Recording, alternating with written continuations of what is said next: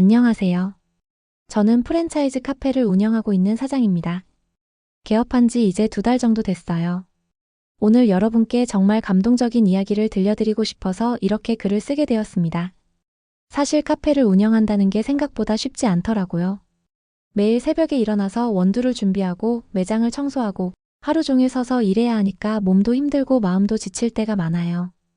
특히 프랜차이즈 카페다 보니 주변에 비슷한 카페들이 정말 많거든요. 그래서 손님들을 어떻게 하면 더 만족시킬 수 있을까? 어떻게 하면 다시 찾고 싶은 카페를 만들 수 있을까 고민이 많았어요. 제가 처음 카페를 시작할 때 다짐한 게 있어요. 흔한 프랜차이즈 카페지만 무뚝뚝하고 불친절한 것 말고 동네 카페처럼 한 분 한 분 웃으며 응대하자는 거였거든요. 그래서 매일 힘들어도 웃으며 일하려고 노력했어요. 손님이 오시면 진심으로 안녕하세요 라고 인사하고 커피를 드릴 때는 맛있게 드세요 라고 말씀드렸어요. 별거 아닌 것 같지만 저에게는 정말 중요한 원칙이었거든요. 그런데 며칠 전에 정말 잊을 수 없는 일이 있었어요. 그 이야기를 지금부터 들려드릴게요. 저희 카페에는 매일 오시는 단골 손님이 몇 분 계세요. 그 중에서도 특히 기억에 남는 분이 한 분 계시거든요. 젊은 여성분인데 항상 파란색 텀블러를 들고 오셔서 아이스 아메리카노를 주문하세요. 이분은 정말 규칙적이에요. 거의 매일 비슷한 시간에 오셔서 테이크아웃으로 커피를 사가시거든요. 처음에는 그냥 많은 손님 중 한 분이었는데 파란색 텀블러 때문에 자연스럽게 기억하게 됐어요. 저희 카페는 테이크아웃 주문을 받는 작은 창문이 있어요. 그 창문을 통해서 손님들과 만나게 되는데 사실 정말 짧은 시간이에요. 약 10초 정도? 손님과 제가 마주하는 찰나의 시간이죠. 그 여성분이 오시면 저는 항상 테이크아웃 창문을 열면서 안녕하세요, 맛있게 드세요 라고 인사를 드려요. 정말 간단한 2마디인데 진심을 담아서 말하려고 노력했거든요. 처음에는 그분도 조금 어색해 하시는 것 같았어요. 아마 다른 카페에서는 그냥 주문받고 커피만 건네주는 경우가 많으니까요. 하지만 며칠 지나니까 자연스럽게 네, 감사합니다 라고 대답해 주시더라고요. 그렇게 몇 주 정도 지났을까요? 어느 날부터 그분 아버님으로 보이는 분이 가끔 오시기 시작했어요. 처음에는 그냥 새로운 손님이 오셨구나 했는데 자주 오시니까 얼굴이 익더라고요. 그 아버님도 참 인상이 좋으신 분이었어요. 항상 정중하게 주문하시고 수고하세요 라는 말도 꼭 해주시고요.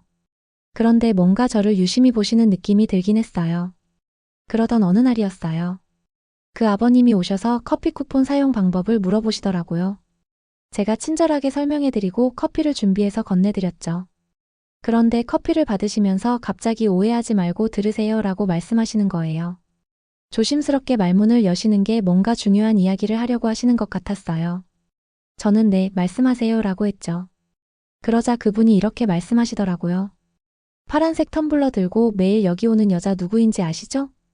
순간 그 단골 여성분 말씀이구나 싶었어요. 네, 알고 있습니다 라고 대답했죠. 그러자 그분이 제가 그 아이 아빠 되는 사람입니다 라고 자기소개를 하시는 거예요. 순간 깜짝 놀랐어요. 그래서 그분이 저를 유심히 보고 계셨구나 싶었죠.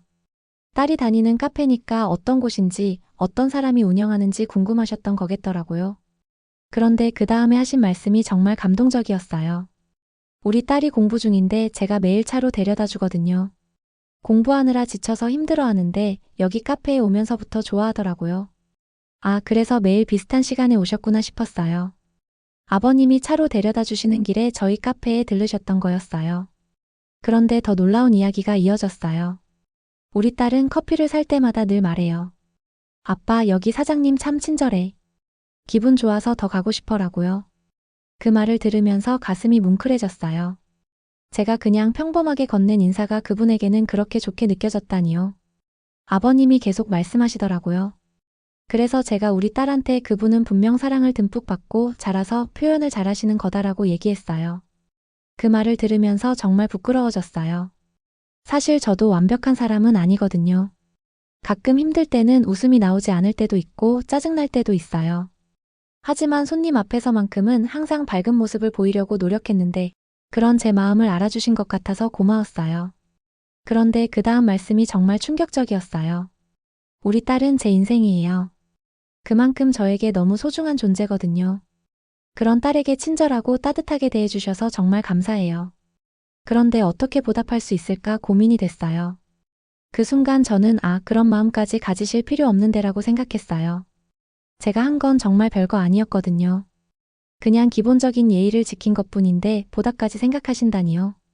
그런데 아버님 말씀은 거기서 끝나지 않았어요. 뭘 사다 드릴까 하다가 사다 드리면 그 마음이 제대로 전해지지 않을 것 같더라고요. 그래서 김밥을 조금 싸고 물김치랑 반찬도 좀 담았어요. 별거 아니지만 맛있게 드세요. 그러면서 쇼핑백을 건네주시는 거예요. 순간 저는 말문이 막혔어요. 직접 김밥을 싸오셨다고요? 물김치와 반찬까지요? 쇼핑백을 받아서 안을 들여다봤는데 정말 정성이 가득했어요. 계란과 당근이 실하게 들어간 김밥이 깔끔하게 포장되어 있었고 요거트, 여러 가지 반찬, 그리고 먹기 좋게 손질된 바나나까지 들어있었어요. 보는 순간 눈물이 핑 돌더라고요. 이게 정말 현실인가 싶었어요. 아버님이 계속 말씀하시는 걸 들으면서 저는 정말 감격스러웠어요. 제가 한 작은 친절에 이렇게 큰 보답을 해주시다니요. 그 순간 제가 왜 카페를 시작했는지, 왜 항상 웃으려고 노력했는지가 명확해졌어요.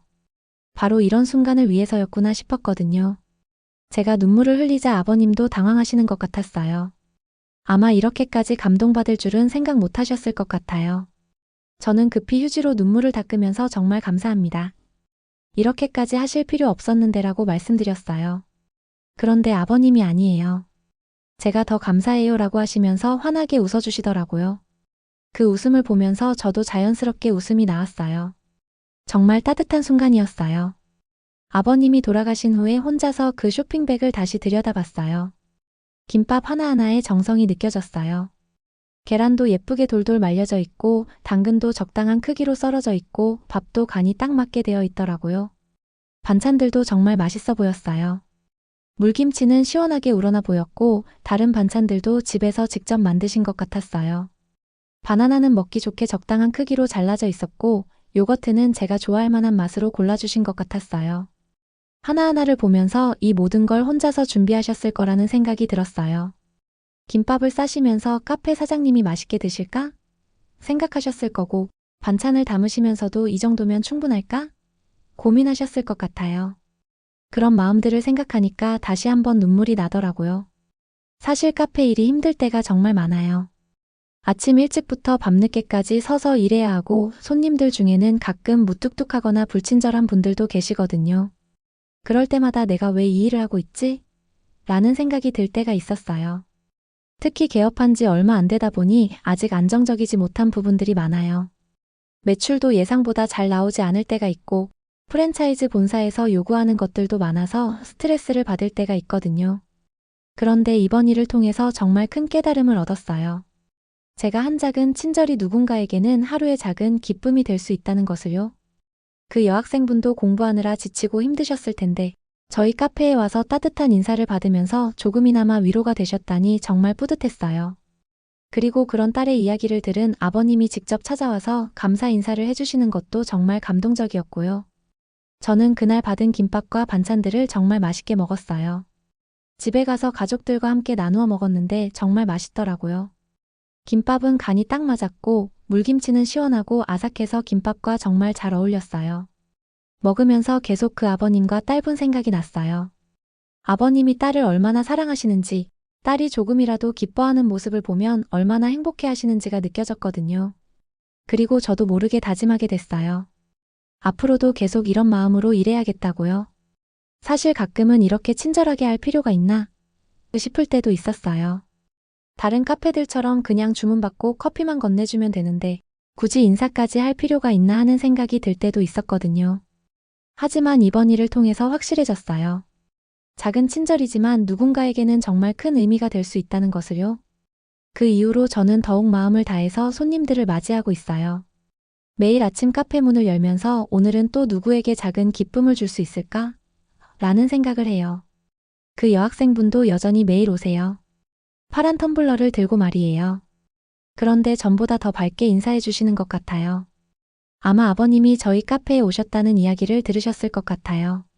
저도 그분을 볼 때마다 더욱 반갑게 인사해드려요. 안녕하세요. 오늘도 맛있게 드세요. 라고요. 그러면 그분도 네, 감사합니다. 좋은 하루 보내세요. 라고 대답해 주시거든요. 이런 작은 대화들이 제게는 정말 큰 힘이 돼요. 하루를 시작하는 원동력이 되기도 하고 힘들 때 버틸 수 있는 이유가 되기도 해요.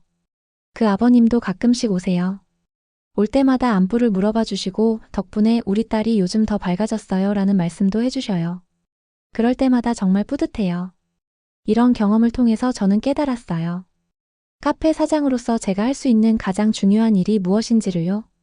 물론 맛있는 커피를 만드는 것도 중요하지만 그보다 더 중요한 건 손님들에게 따뜻한 마음을 전하는 것이더라고요. 앞으로도 저는 초심을 잃지 않으려고 해요. 아무리 바쁘고 힘들어도 손님들에게 진심으로 인사하고 따뜻하게 대하려고 노력할 거예요. 그리고 이런 마음이 더 많은 사람들에게 전해졌으면 좋겠어요. 작은 친절이지만 누군가에게는 하루를 밝게 만드는 힘이 될 수 있으니까요. 여러분도 일상 속에서 작은 친절을 베풀어 보세요. 안녕하세요, 감사합니다, 수고하세요 같은 간단한 인사말이라도 진심을 담아서 건네보세요. 분명 여러분도 뜻밖의 따뜻한 보답을 받게 될 거예요. 저는 이제 매일 아침 카페 문을 열 때마다 그날의 따뜻한 만남을 기대해요. 오늘은 또 어떤 손님과 어떤 이야기를 나누게 될까, 어떤 작은 기쁨을 나눌 수 있을까 하면서요. 그 아버님이 건네주신 김밥과 반찬들은 이미 다 먹었지만 그 마음은 제 가슴속에 계속 남아있어요. 그리고 그 마음을 다른 손님들에게도 전하려고 노력하고 있어요. 카페를 운영한다는 건 단순히 커피를 파는 것이 아니더라고요. 사람과 사람 사이의 따뜻한 마음을 나누는 일이에요. 그리고 그런 마음들이 모여서 더 따뜻한 세상을 만들어가는 거겠죠. 저는 앞으로도 계속해서 이런 마음으로 카페를 운영해 나갈 거예요. 초심을 잃지 않고 더욱 노력하면서요. 여러분도 일상 속에서 이런 따뜻한 순간들을 많이 만들어 보세요. 분명 여러분의 하루도 더욱 밝아질 거예요. 감사합니다.